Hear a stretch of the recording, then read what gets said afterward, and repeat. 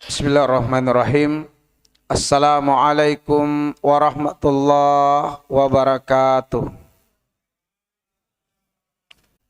Ma'asyiral muslimin wal muslimat, azanillahu wa iyyakum ajmain. Wabil khusus ma'syarus syabab, para pemuda yang semoga menjadi pemuda-pemuda tangguh di masa depan, pemuda-pemuda hebat yang mendapatkan keberkahan dibutuhkan bagi umat Rasulullah sallallahu alaihi wasallam. Kita senantiasa berharap dan terus berdoa kepada Allah. Allah yang menghidupkan dan mematikan, semoga memanjangkan umur kita semua dalam kebaikan dan dalam ketaatan di sisinya. Semoga Allah subhanahu wa ta'ala memuliakan kita dengan Islam, mengistiqomahkan kita beramal Islam, dan mematikan kita sebagai muslim. Dan semoga insya Allah masiruna ilal jannah, perjalanan akhir hidup kita adalah berkumpul di tempat terbaik di akhirat, di dalam surga Allah subhanahu wa ta'ala. Alhamdulillah, kita akan mengawali kajian kita pada subuh hari ini adalah dengan kajian yang dikhususkan untuk para pemuda. Dan juga tentu manfaatnya oleh kita semua. Tidak hanya pemuda tapi juga kalangan yang sudah tidak muda lagi. Adalah tentang firman Allah subhanahu wa ta'ala di dalam surah Al-An'am ayat 116.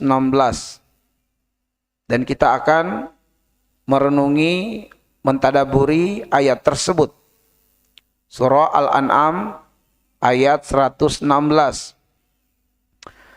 Pada ayat tersebut Allah berfirman, wa in tuti' aktsara man fil ardi yudilluka an sabilillah iyattabi'una illa zanna wa inhum illa yakhrusun. Surah Al-An'am ayat 116.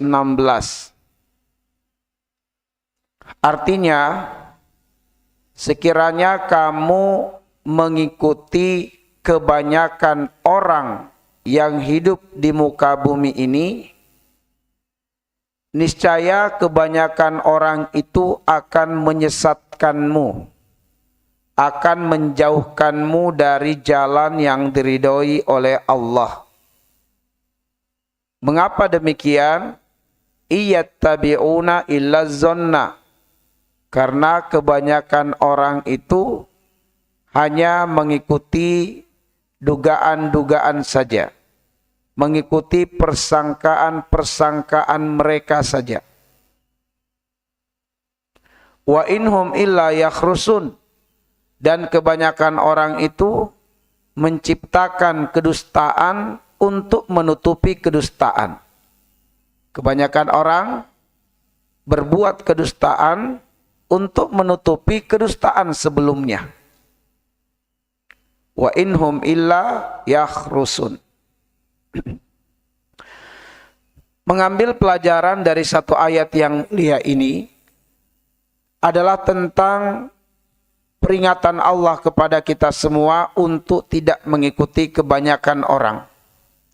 Demikian pula kalau kita spesifikkan kepada para pemuda untuk tidak mengikuti kebanyakan pemuda saat ini.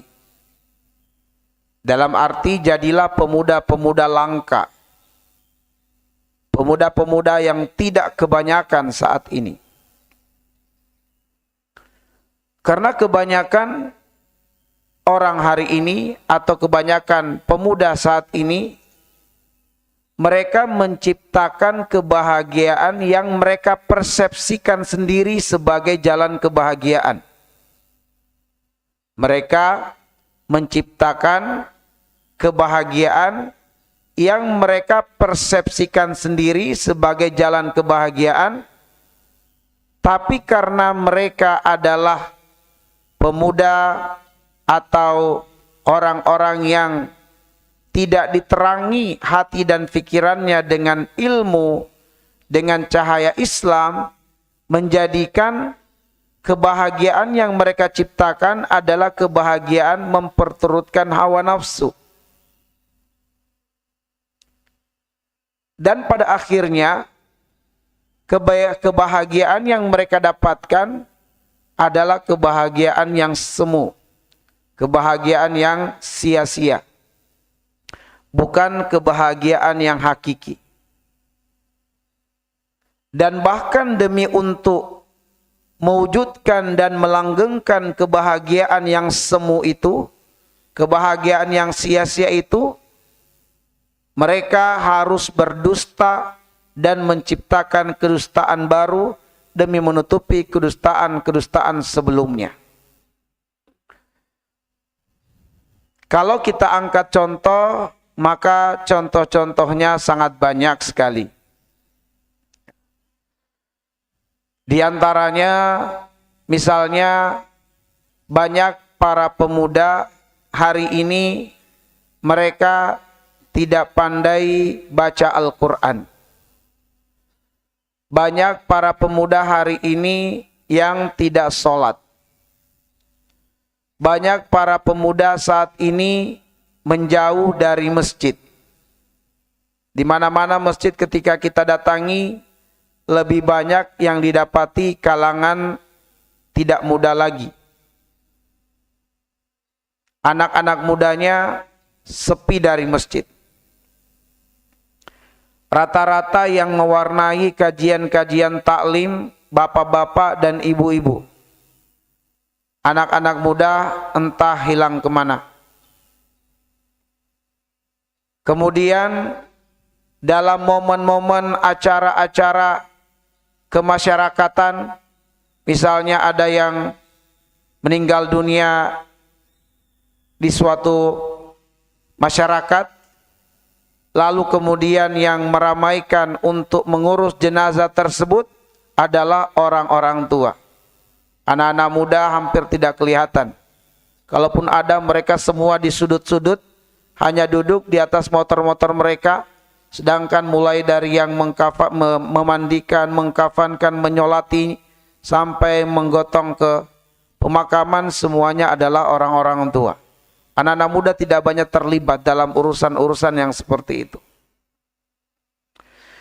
Kalau kemudian kita memiliki alat untuk meneropong keberadaan para pemuda-pemudi, maka kita akan dapati di mal-mal banyak para pemuda-pemudi.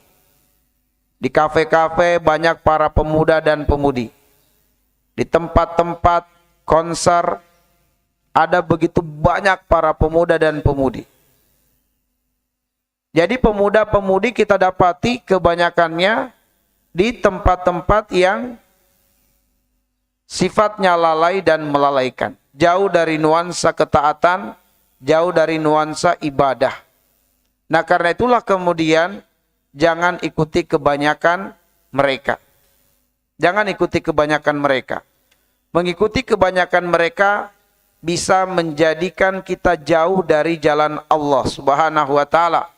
Bisa menjadikan kita tersesat di kehidupan ini, sehingga akhirnya memilih kebahagiaan adalah kebahagiaan yang memperturutkan hawa nafsu.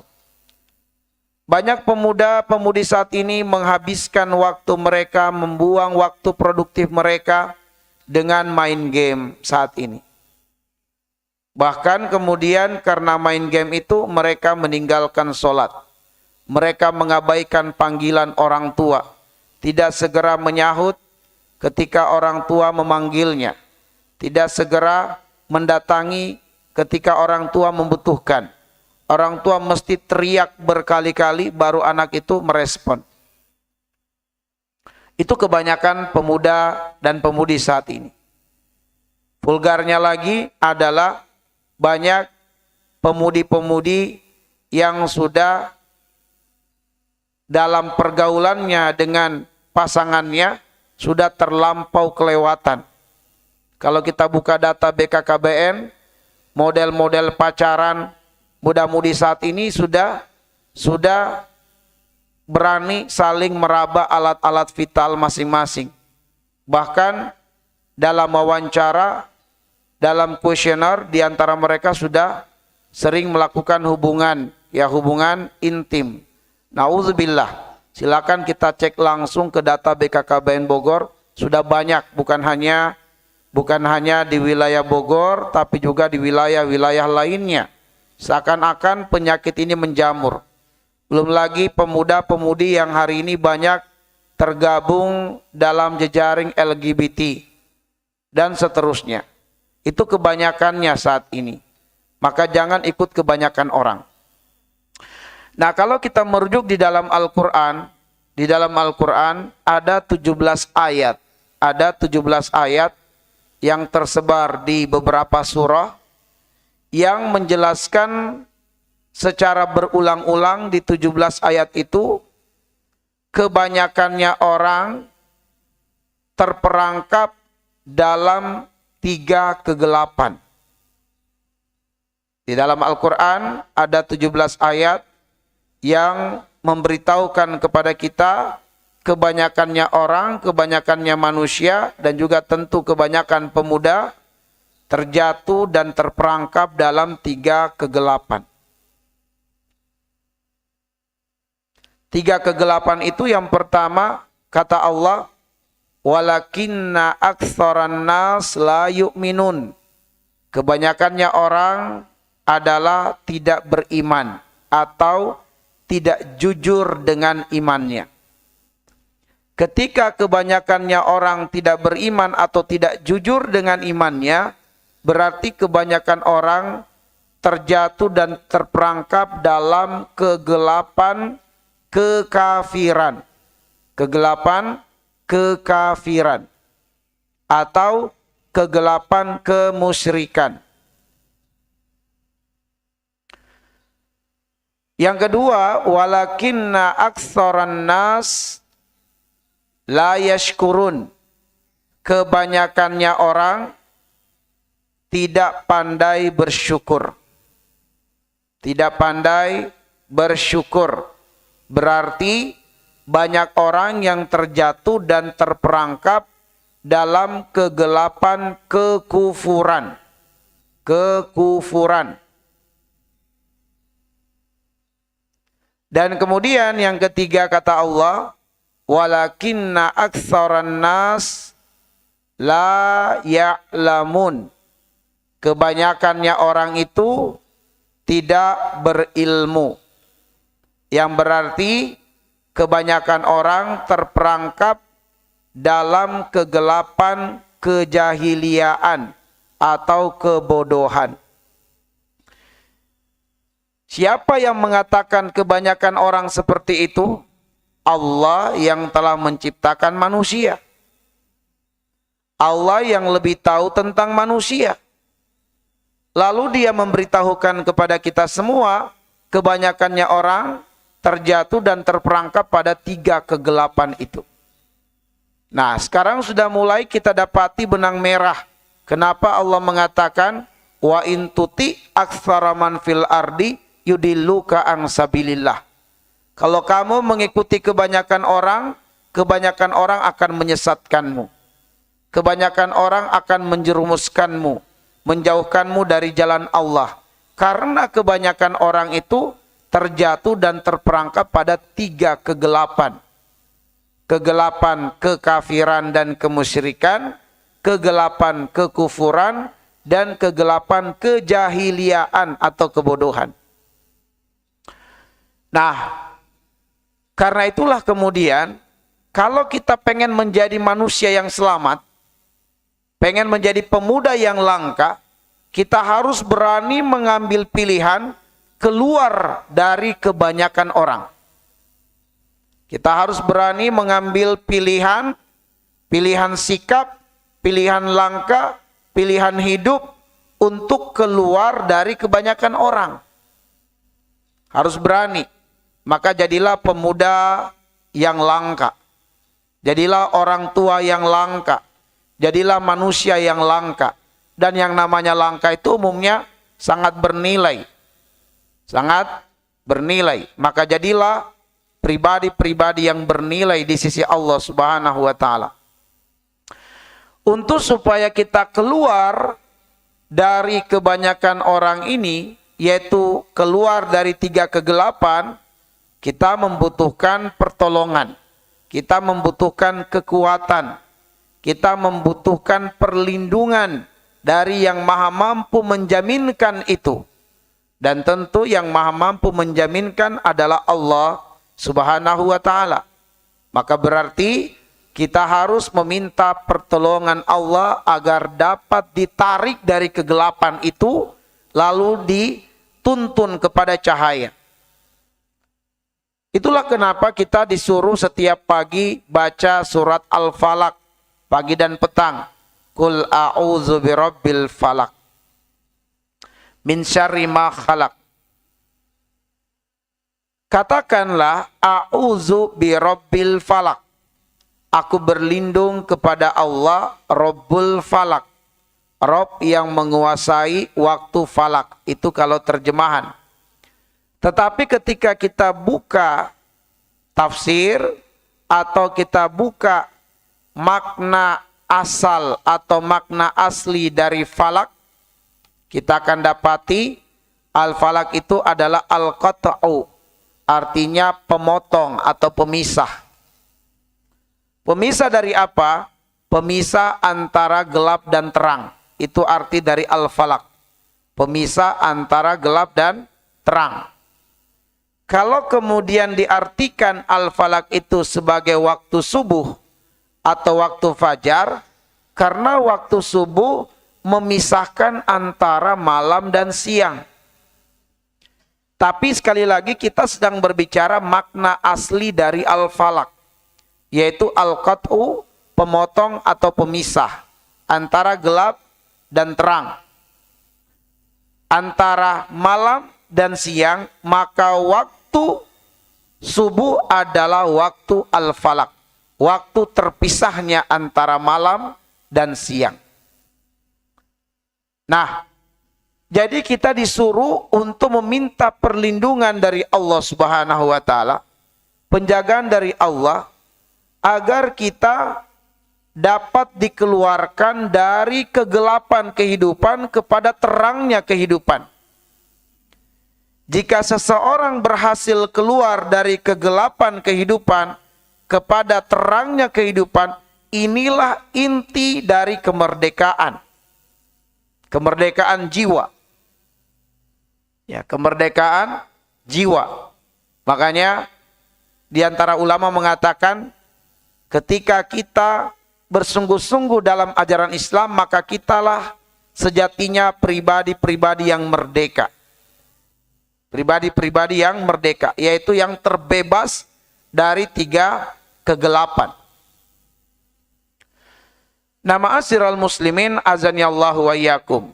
Ini berarti bahwa hanya Allah yang maha mampu mengeluarkan kita dari 3 kegelapan itu, lalu menarik kita kepada cahaya yang terang benderang.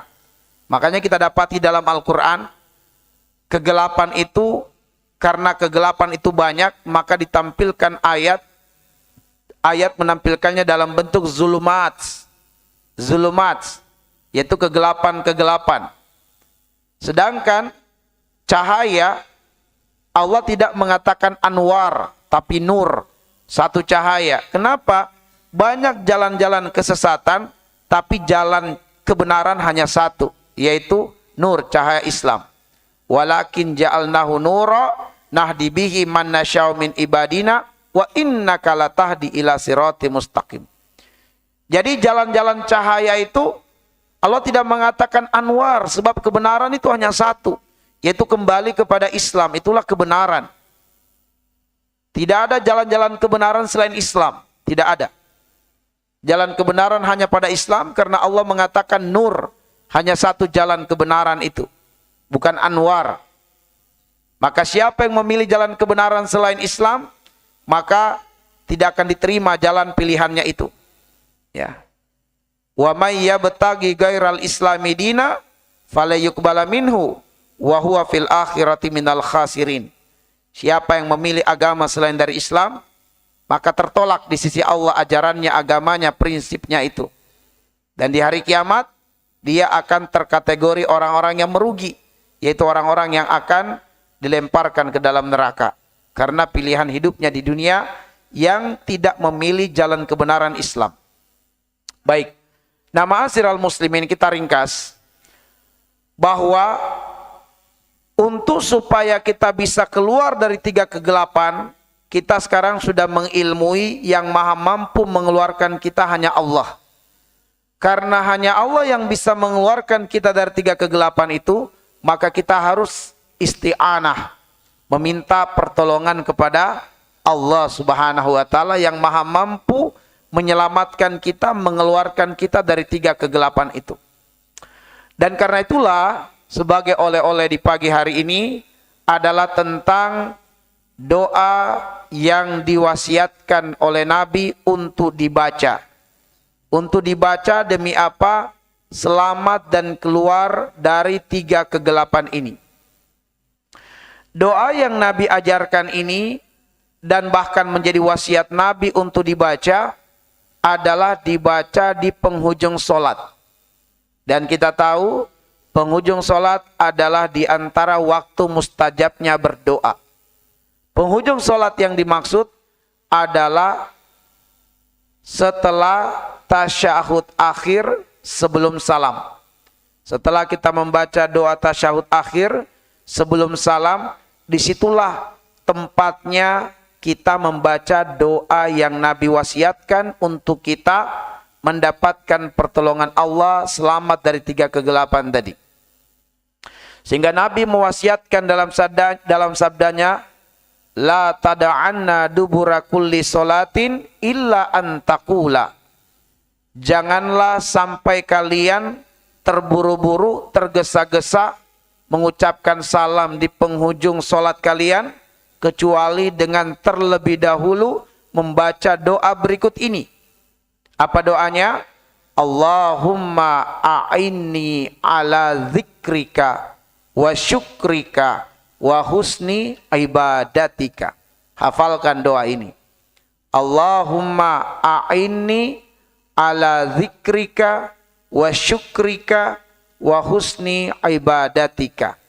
Artinya, Allahumma ya Allah ya Tuhan kami, a'inni, tolonglah aku, ala zikrika, untuk selalu mengingatmu, wa syukrika, untuk selalu mensyukuri nikmatmu, wa husni ibadatika, untuk selalu mempersembahkan ibadah yang terbaik. Nah, mari kita coba korelasikan dengan tiga kegelapan tadi. Kenapa kita harus mendapatkan pertolongan Allah untuk selalu mengingatnya? Karena dengan ditolong Allah, selalu ingat Allah, kita bisa terbebas dari kebanyakan manusia yang terperangkap pada kegelapan kekafiran. Sebab banyak manusia tidak beriman atau kebanyakan manusia tidak jujur dengan imannya. Maka supaya kita selamat dari kebanyakan orang itu, kita harus menjadi pribadi yang banyak mengingat Allah Subhanahu wa taala. Apa landasan dan apa dasarnya? Landasan dan dasarnya adalah surat Al-Ahzab ayat yang ke-41. Bahwa ternyata Allah menspesifikkan di antara hambanya yang benar-benar beriman kepada Allah adalah yang banyak menyebut namanya, yang banyak mengingatnya. Maka Allah mengatakan, ya ayyuhalladzina amanu uzkurullaha dzikran katsira. Wahai orang-orang yang beriman. Yang dipanggil, yang diseru adalah orang-orang yang beriman. Sebutlah nama Allah sebanyak-banyaknya. Karena yang mampu mengingat Allah sebanyak-banyaknya hanya orang yang beriman. Karena dia yang dipanggil oleh Allah. Maka karena itu mintalah pertolongan Allah agar banyak menyebut nama Allah supaya kita benar-benar dalam keimanan yang diridhoi oleh Allah. Apakah ada orang yang mengaku beriman tapi tidak diridhoi Allah? Ada. Di antaranya adalah orang munafik yang tidak jujur dengan keimanannya. Bagaimana perihal orang munafik? Perihalnya bisa dirujuk pada surat An-Nisa ayat 142. Di surat An-Nisa ayat 142, orang munafik itu disebutkan Allah di bagian akhir ayat, wala yadhkurunallaha illa qalila. Orang munafik tidak menyebut nama Allah kecuali sedikit. Orang kafir mereka tidak mengingat Allah. Orang munafik ingat Allah tapi sedikit. Orang mukmin banyak mengingat Allah Subhanahu wa taala. Maka dengan kita banyak menyebut nama Allah, itulah indikator kebenaran iman di dalam hati kita. Nah, kita lebih spesifikkan lagi. Di dalam Al-Quran berulang nama Allah sebanyak 2699 kali. 2699 kali. Sehingga ketika lembaran Quran kita buka secara acak, kita lihat dan kita perhatikan halaman yang terbuka, kita akan dapati dalam satu halaman itu berulang nama Allah beberapa kali. Artinya, kalau kita banyak baca Quran, pastilah lisan kita ini akan banyak menyebut nama Allah. Karena orang mukmin banyak menyebut nama Allah, itu berarti yang cinta dan semangat untuk membaca Al-Quran, mengkaji, mentadaburi ayat-ayat Allah adalah orang-orang yang beriman. Sebaliknya, orang munafik karena tidak banyak menyebut nama Allah, maka mereka tidak banyak baca Quran. Orang kafir tidak membaca Al-Quran. Nah, jadi ma'asyiral muslimin wal muslimat azanillahu wa iyyakum. Ini berarti bahwa kebanyakan orang tidak baca Quran, maka jadilah Anda orang yang banyak baca Quran dan berdoalah kepada Allah agar diberikan taufik, kemudahan untuk mencintai Al-Quran. Di antara doanya, Allahumma rahamni bil Quran waj'alhu li imaman wa nuran wa hudan wa rahmah. Allahumma dzakirni minhuma nasitu wa allimni minhuma jahiltu warzuqni tilawatahu ana al-laili wa atrafan nahar waj'alhu li hujjatan ya rabbal alamin. Itulah doa yang ditulis oleh Imam Asy'uti rahimahullah ta'ala di dalam kitab beliau tentang ulumul Quran. Baik, doa yang kedua adalah kita ditolong Allah untuk pandai bersyukur. Karena kebanyakan manusia tidak bersyukur. Bahkan kebanyakan manusia ketika diberikan nikmat, nikmat itu dijadikan sebagai sarana bermaksiat kepada Allah. Dasarnya dalilnya surat Ibrahim ayat yang ke-34. Di surat Ibrahim ayat 34 ketika Allah mengatakan, wa in ta'udu nikmatallah la tuhsuha innal insana la zalumun kafar. Apabila kalian bermaksud menghitung nikmat Allah, kalian tidak akan pernah sanggup menghitungnya. Tetapi manusia itu terhadap nikmat yang Allah berikan kepadanya, dia berbuat kezoliman dan berbuat kekufuran. Diberikan mata, matanya tidak banyak baca Quran, matanya tidak digunakan banyak mencari ilmu, tapi matanya digunakan banyak menonton. Matanya digunakan banyak main game. Sudah sangat lelah matanya masih dipaksa juga. Tidak mensyukuri nikmat mata. Diberikan nikmat pendengaran, tidak digunakan untuk banyak mendengarkan ilmu, malah yang didengarkan adalah musik, dan musik. Dimudahkan kakinya sehat walafiat, tidak stroke, tapi tidak dibanyakan langkahnya ke masjid. Dimudahkan nikmat berbicara, tapi tidak digunakan lisannya untuk membaca ayat-ayat Allah. Malah sebaliknya lebih banyak bergibah dan seterusnya. Maka banyak orang diberikan nikmat, tapi justru dengan nikmat itu menjadi sarana dia untuk bermaksiat kepada Allah. Pemuda-pemudi pegang uang, uang digunakan untuk berfoya-foya, bersenang-senang, bahkan untuk berzina. Nauzubillah. Nah, karena itulah kemudian kita mesti mendapatkan pertolongan dari Allah agar menjadi hamba yang pandai bersyukur. Bagaimana cara kita bersyukur? Cara kita bersyukur dengan tiga. Cara kita bersyukur dengan tiga hal. Pertama adalah dengan hati. Tanamkan di dalam hatinya bahwa segala kenikmatan, segala kesehatan, umur yang panjang, harta yang berlimpah, kendaraan, rumah, semuanya datang dari Allah, nikmat dari Allah. Maka akui dalam hatinya semua kesenangan itu datangnya dari Allah. Bukan karena kitanya yang hebat, bukan karena kitanya yang memang cerdas, ahli bisnis, tidak, tapi itu karunia dari Allah. Makanya Allah nggak suka dengan Qarun karena mengatakan innama utituhu ala ilmin indi. Semua kesenangan ini saya dapatkan karena saya yang hebat, saya yang ahli bisnis. Jangan sandarkan segala kenikmatan itu karena kelebihan yang ada pada diri kita, bukan. Bahkan kelebihan yang ada pada diri kita pun dari Allah. Maka sandarkanlah semua kesenangan-kesenangan datangnya dari Allah. Kemudian ma'asyiral muslimin, dengan lisan, cara yang kedua, dengan banyak memuji Allah. Ambillah pelajaran bagaimana Sulaiman alaihissalam ketika mendapatkan nikmat-nikmat yang sangat banyak, dia mengatakan hadza min fadli rabbi liyabluwani aashkur am akfur.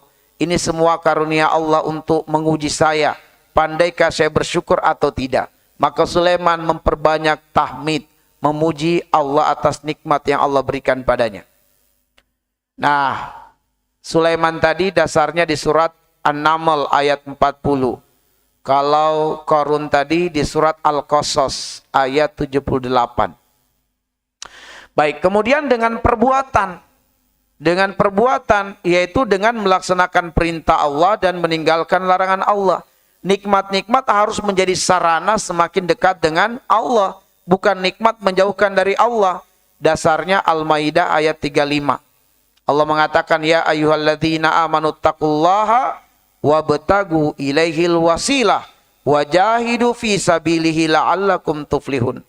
Wahai orang yang beriman, bertakwalah kepada Allah, jadikanlah potensi-potensi dunia sebagai wasilah menuju Allah Subhanahu wa taala dan menjadi wasilah untuk berjihad di jalan Allah supaya kamu mendapatkan keberuntungan. Dan yang terakhir adalah kita harus mendapatkan pertolongan dari Allah untuk membaguskan ibadah, mempersembahkan amalan yang berkualitas. Karena hidup kita ini adalah untuk Allah. Itu janji kita, ikrar kita kepada Allah. Inna solati wa nusuki wa mahyaya wa mamati lillahi rabbil alamin. Hidup kita, mati kita untuk Allah. Kalau kita benar-benar jujur dengan ikrar ini bahwa hidup kita untuk Allah, kalau begitu persembahkan amalan yang terbaik untuk Allah. Karena Allah hanya menerima amalan yang terbaik. Surat Al-Mulk ayat yang kedua. Alladzi khalaqal mauta wal hayat liyabluwakum ayyukum ahsanu amala. Allah yang menghidupkan dan mematikan. Allah Subhanahu wa taala menguji kita siapa yang terbaik amalan-amalannya, bukan yang terbanyak amalannya, yang terbaik amalannya. Maka di sisi Allah itu kualitas, bukan kuantitas. Walaupun amalan sedikit, tapi kalau berkualitas itu lebih bernilai di sisi Allah daripada amalan banyak tapi tidak berkualitas di sisi Allah Subhanahu wa taala. Nah, bagaimana cara supaya ibadah kita berkualitas? Supaya ibadah kita berkualitas, caranya hanya satu, yaitu dengan ilmu. Dengan ilmu, yang berarti bahwa supaya kita ditolong Allah dalam mempersembahkan amalan yang terbaik, berarti bahwa kita mengharapkan kemudahan dari Allah, pertolongan dari Allah untuk dekat dengan ilmu. Dan itu adalah tanda kecintaan Allah kepada hambanya ketika Allah menjadikannya faqih dalam urusan agama. Mayuridillahu bihi khaira yufaqihu fid din. Siapa yang Allah inginkan kebaikan padanya, Allah akan memfakihkannya dalam masalah agama. Allah akan menjadikannya faham dalam urusan agama. Fakih bukan hanya tahu dalil, tetapi mampu mengamalkan dalil. Sehingga kata Ali bin Abi Thalib, ulama yang sebenarnya adalah yang mengamalkan apa yang dia ilmui dan mengilmui apa yang dia amalkan. Nah, mudah-mudahan kita semua insya Allah terbebas dari 3 kegelapan yang kebanyakan manusia terjatuh dan terperangkap di dalamnya. Dan semoga Allah Subhanahu wa taala memberikan kita pertolongannya untuk bisa istiqomah di atas jalan-jalan cahaya, sehingga terbebaslah kita, jauhlah kita dari kegelapan-kegelapan yang manusia sekali lagi banyak terjatuh dan terperangkap di dalamnya. Kegelapan kekafiran, kegelapan kekufuran, dan kegelapan kejahiliaan. Nakhtafi bihadzal qadar. Nas'alullah ayyaj'alana minal ladzina yastami'una al-qawla wa yattabi'una ahsanah. Assalamualaikum warahmatullahi wabarakatuh.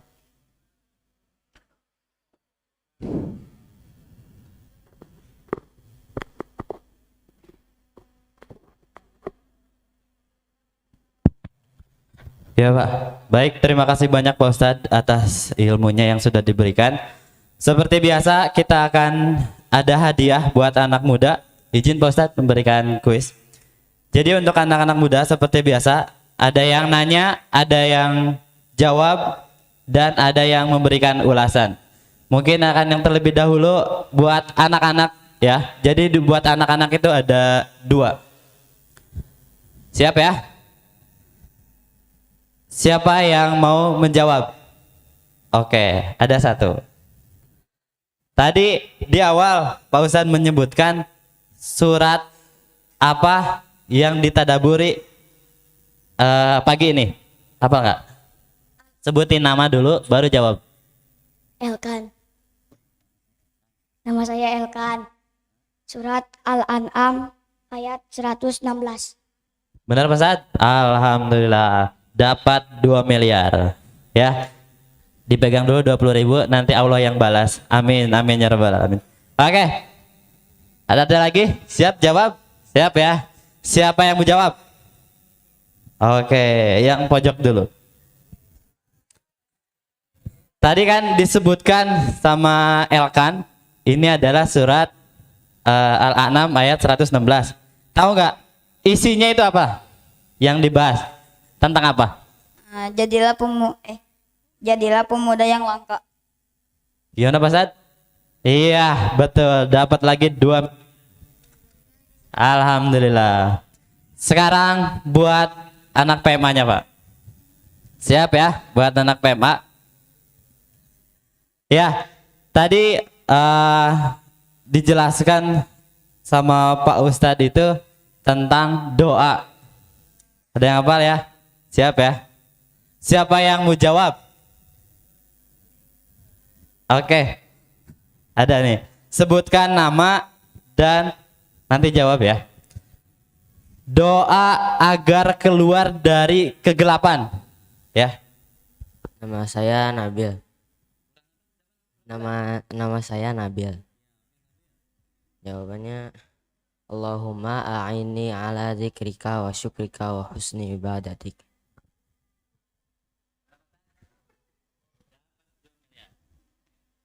Iya, satu lagi. Kalau buat PMA Pak ada khusus, nanti ada ininya. Oke, siapa anak PMA? Saya kasih tahu duluan nih. Yang mau mengulas tadi yang disampaikan. Faris Pak, ada Faris mau nyampaikan. Oke, Faris silakan. Diulas aja tadi apa dicatat.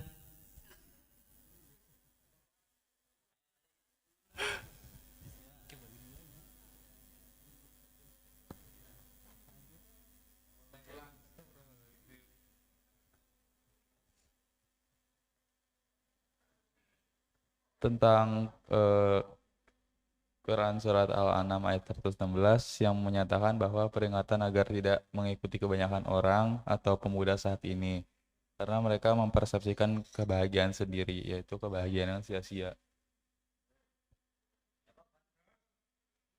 Terus disebutkan ada 3 kegelapan, yaitu kegelapan kemusyrikan, kegelapan kekufuran, dan kegelapan kejahilan.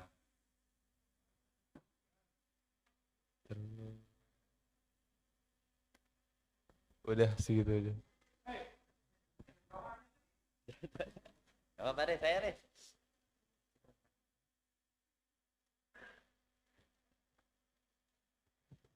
Terus tadi ada doa yang agar keluar dari kegelapan yang sudah disebutkan tadi.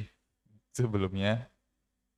Terus yang paling terakhir ada cara untuk agar bersyukur, yaitu yang pertama dari hati, agar mengakui kesenangan datang dari Allah. Terus yang kedua ada dari lisan, banyak memuji Allah. Yang ketiga perbuatan, menjauhi larangannya dan melakukan perintahnya. Yang keempat meminta pertolongan pada Allah untuk mempersembahkan amal terbaik. Ya. Oke, luar biasa. Dapat 2 miliar buat Faris. Oke, baik. Saya ke belakang dulu, Pak. Di sini ada ahwat-ahwat. Biasa, ada hadiah 4 miliar buat ahwat-ahwat di sini ya. Oke. Tadi disebutkan ada beberapa tentang materi. Siapa dulu yang mau jawab? Oke, biasanya kalau ahwat itu keroyokan, Pak. Jadi biarkanlah mereka, nggak apa-apa, kita kasih kesempatan. Ada berapa kegelapan yang dijelaskan Pak Ustadz? Ya, sebutkan nama, lalu jawab.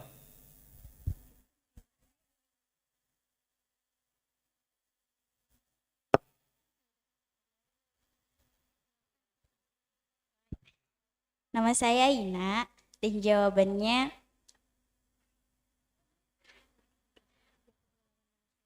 tiga kegelapan manusia, yaitu tidak beriman, tidak berilmu, dan tidak bersyukur. Oh, dapat 200 juta. Ya, satu lagi, siapa yang mau jawab? Ada satu pertanyaan lagi buat Awat. Oh, ada Ayu, Pak. Jadi Ayu, ini tadi Pak Ustadz menyebutkan cara bersyukur itu seperti apa, ya? Cara kita bersyukur itu dengan cara apa saja? Boleh dirempuk. Oke, silakan Aul.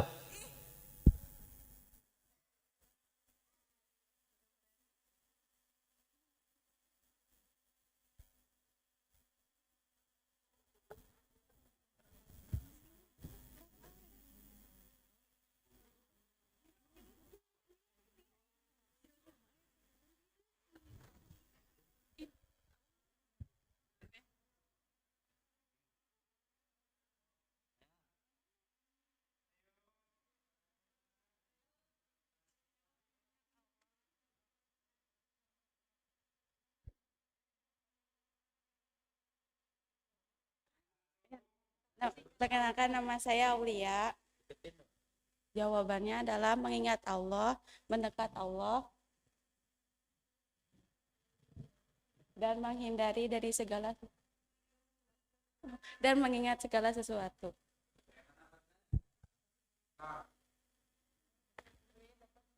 Alhamdulillah dapat 2 miliar.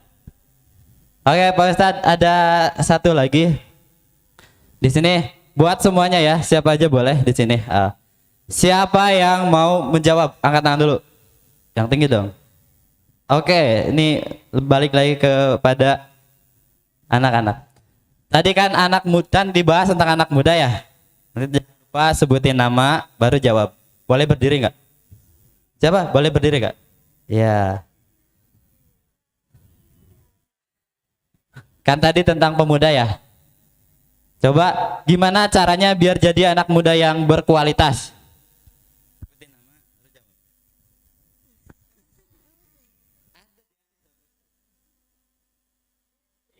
Pindahin nggak? Hah? Pindahin. Boleh, ada yang mau bantu nggak?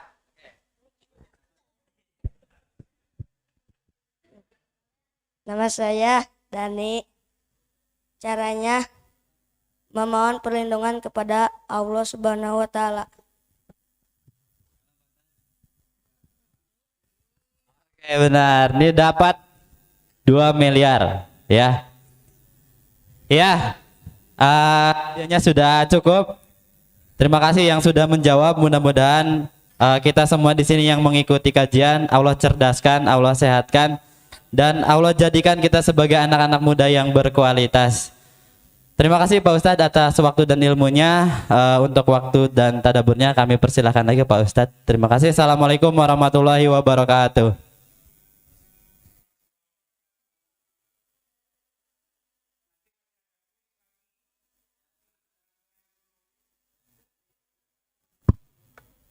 Ya, jangan kemana-mana. Nanti ada kuis lagi. Baik, hadirin yang dirahmati Allah Subhanahu wa taala, kami mohon kita kembali kepada tempat kita masing-masing setelah jeda pariwara, yaitu kuis untuk para pemuda-pemudi peserta lapada. Maka dari itu mohon untuk dipersiapkan kembali alat tulisnya, baik buku maupun pena. Beliau insya Allah akan mentadaburi Al-Quran di surat Yasin insya Allah ya, untuk ayat-ayatnya di ayat-ayat terakhir insya Allah. Baik, kita fokus kembali secara waktu dan kesempatannya pada para jamaah dan hadirin sekalian, adik-adik.